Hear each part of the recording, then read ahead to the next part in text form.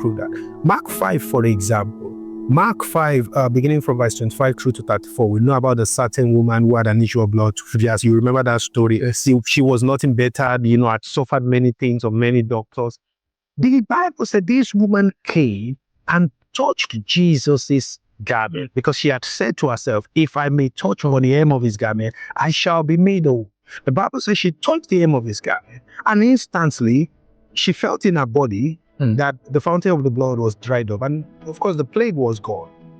And Jesus turned about in the praise and began to say, who touched me? And the disciples said, look, you see the multitude thronging you, pressing on you, you're asking who touched you.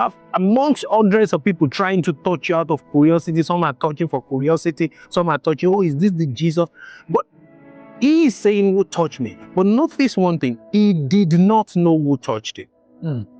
Now, God is all-knowing, omniscient, all-knowing. So that period demonstrated the humanity of Jesus. That he didn't know who touched him in that moment. Meant that at that moment he was not exhibiting a God feature or a God characteristics of being omniscient, being all-knowing. And the reason is simple. Those are the reasons people conclude he's not God. No.